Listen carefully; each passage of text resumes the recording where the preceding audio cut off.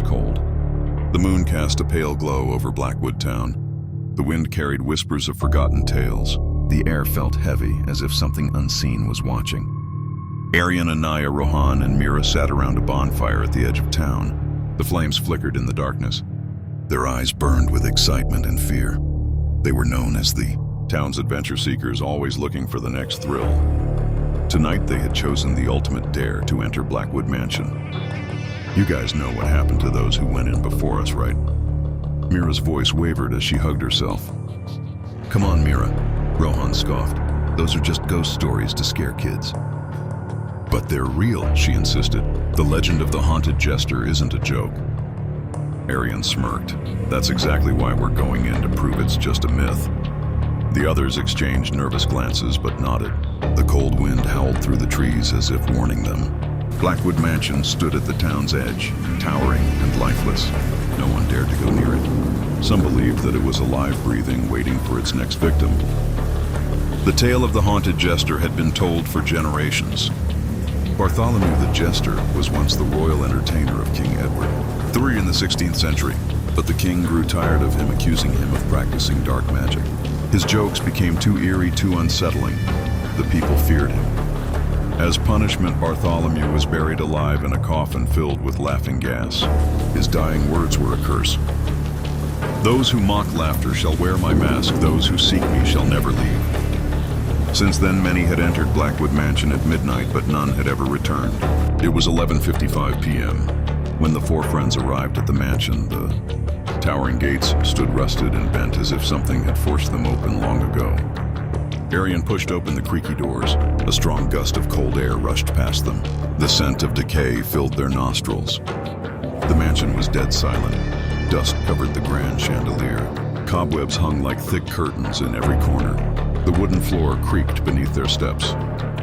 Then a sound. A tiny bell jingled in the distance.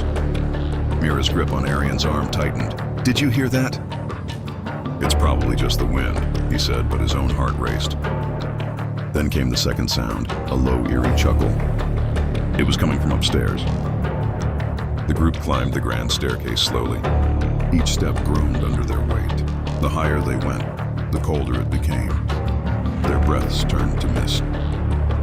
Then they saw it. Lying in the middle of the hallway was a jester's mask. Half of it had a wicked grin, the other half a sorrowful frown. What the hell? Rohan whispered. A shadow moved at the end of the hallway.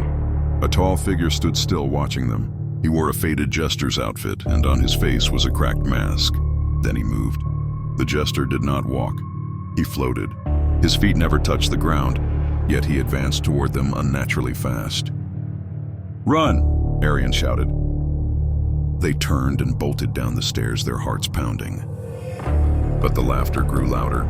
It echoed from every direction surrounding them, drowning out their own screams. Mira stumbled and fell. Arian turned back to help her, but she was not alone anymore. The jester was right behind her. Before Arian could reach her, Mira vanished. Her scream cut off midair.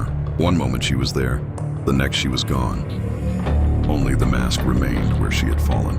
Arian, Anaya, and Rohan ran blindly through the mansion. They threw open a door and slammed it shut behind them. They found themselves in a room of mirrors. But the mirrors did not reflect them. Instead, they showed hundreds of jesters, each one staring, each one laughing. Then the mirrors shattered all at once. From the shards, dozens of skeletal hands emerged, grabbing Rohan. His scream echoed through the room as he was pulled into the darkness. Then silence. Only Arian and Anaya were left. They ran until they reached a massive wooden door covered in strange symbols.